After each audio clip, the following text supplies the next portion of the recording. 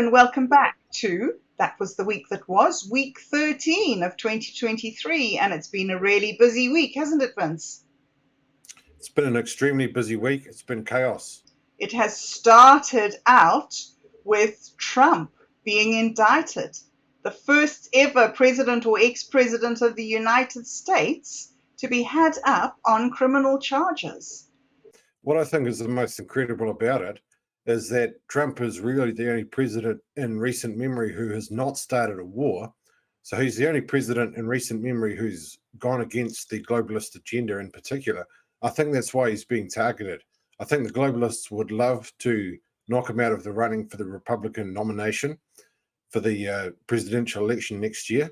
The establishment are pushing Ron DeSantis as hard as they can. They're pretty much united behind Ron DeSantis now.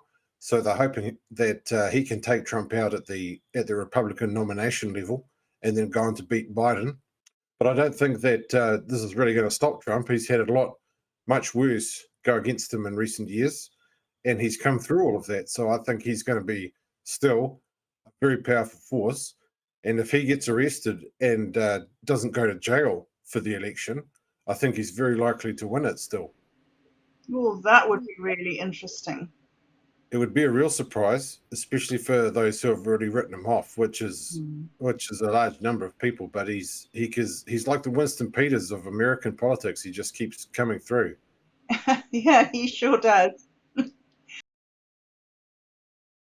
Okay, well, another thing that's been ongoing for quite a few years, longer than this saga, probably for the last 20 years, is that China has been battling for relevance in the world financial markets and very much wants to topple the US dollar, the petrodollar, and make it a Petro-Yuan.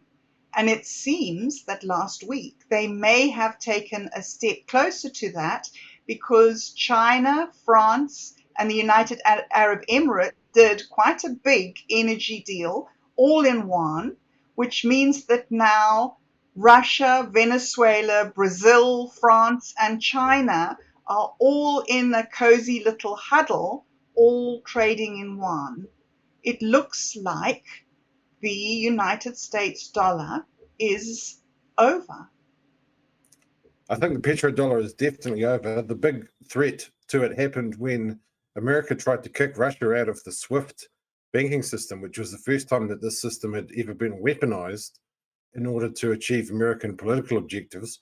I think that really spooked the rest of the world, who realized in that moment how dependent they were on American largesse. So I think that has provided the impetus to create an alternative system, which we're now seeing. France has also been trading with China in yuan.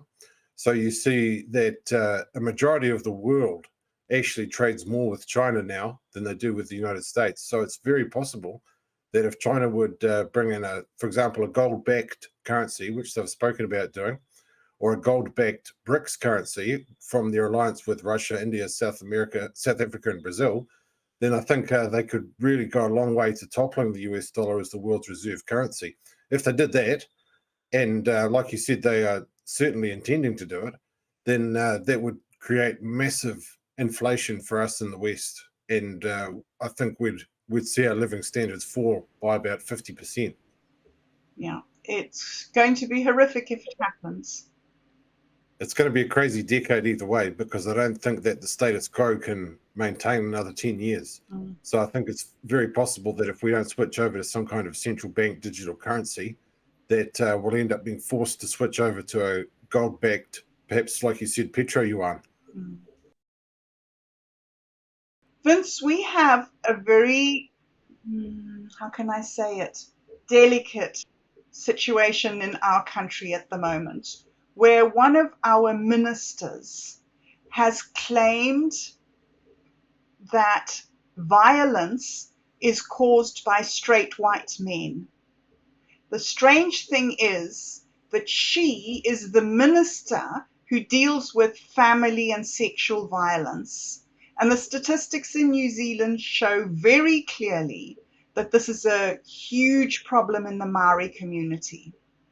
So for this minister to really make that statement is extremely incompetent.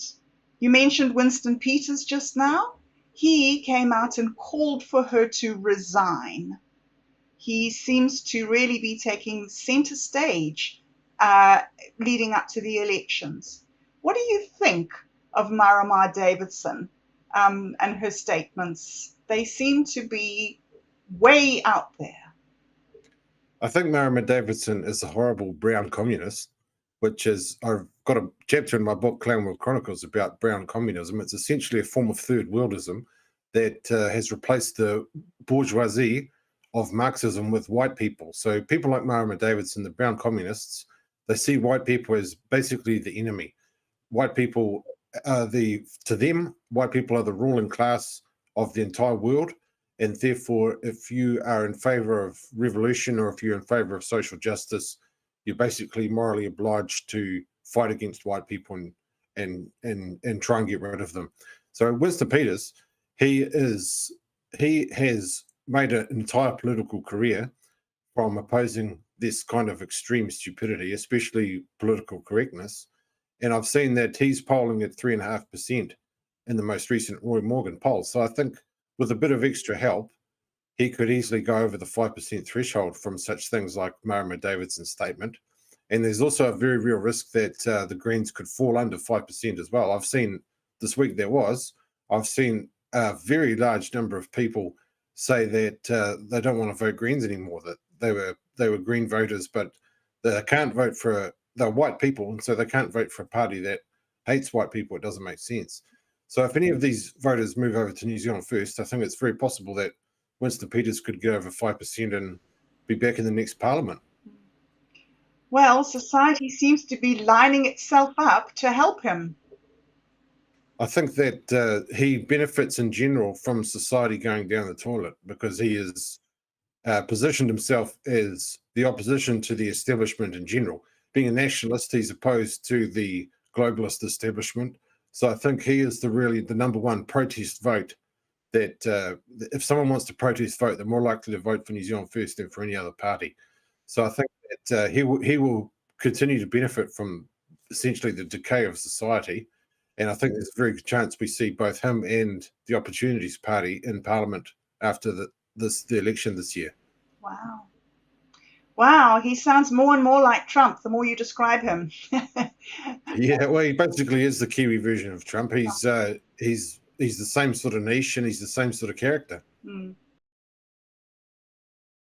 Okay, talking about character, this week the Young New Zealander of the Year was announced, and his name is Chanel Lau, and he is the man who was one of the key organizers of the demonstration to shut down the free speech of Posey Parker last week. I found an article on him in Vogue magazine, and at the end of the article he makes this quote. I couldn't believe my little eyes when I read it. My generation is filled with a lot of anger, passion, and rage. And these are not bad things. Without these emotions, you cannot create change. The status quo has been maintained by a standard of decorum, kindness, and civility. I say we need less civility and more chaos. And this is the Young New Zealander of the Year. Isn't this just another strange clown world event? It certainly is. It goes to show the sort of person that the political establishment is pushing. They're pushing Chanel Lau and they're pushing transgenderism in general out of a specific agenda to destroy the family, because the family is the natural organizational unit of society. If they can break it up, then they can break up all possibility for resistance to their rule. So that's why they're pushing all the transgenderism. That's why Chanel Lau, he said a lot of worse things on Twitter than what you just mentioned in that quote. He said some appallingly unpleasant and racist and abusive things to many people. So he's the poorest example of a young New Zealander that I can actually think of at the moment. It's incredible that he'd be honoured with such an award, but like you said, that's clown world. Everything's upside down at the moment. Everything's the opposite of how it should be. So they take awful people like Lau and hold them up as some kind of hero for the rest of us.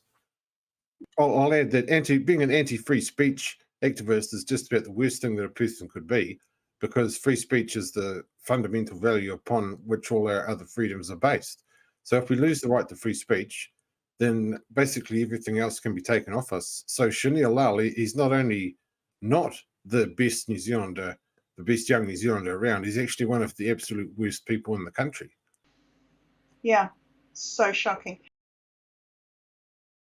Okay, talking about the worst people in the country, we're going to finish off with a very strange story about another trans person.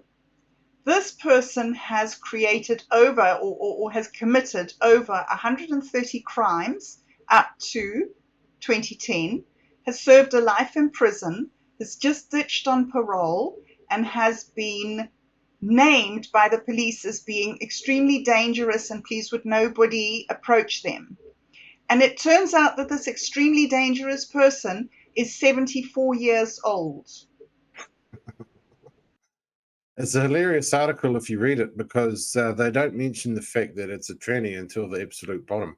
They say that police are concerned, don't want anybody approaching this 74-year-old woman. And that's why I clicked on the article, because I thought it was extremely strange that a 74-year-old woman would be so dangerous that you shouldn't approach them. But it turns out, of course, that it's actually a man. You don't find that out until the very bottom of the article. And it's another example of trans violence, like the school shooting we saw just this week that was in America. Trans person shot up a Christian school, killed 6 people. So I think there's a very strong link that's starting to become apparent now between the trans fad and severe mental illness, and we're starting to see it play out in incredible and appalling ways. And I think you're right when you say severe mental illness. It is severe, and it used to be recognized as such until it became politically fashionable. Like most other things, science and clown world is beholden to politics, so things don't get to be considered real unless that's politically acceptable. And so that's why we've got the whole trans phenomenon happening at the moment. Wow, Vince, what a week that was. Yeah, it was a crazy week, all right. So hopefully next week will be perhaps a bit saner, if a little bit less entertaining. This past week was extremely entertaining, though, so I'm grateful for that. That was good. Okay, we'll see you all again next week. Bye. Cheers, Internet. See you next week.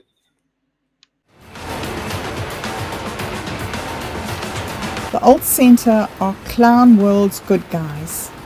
They don't fit into boxes neatly enough to be someone else's tools.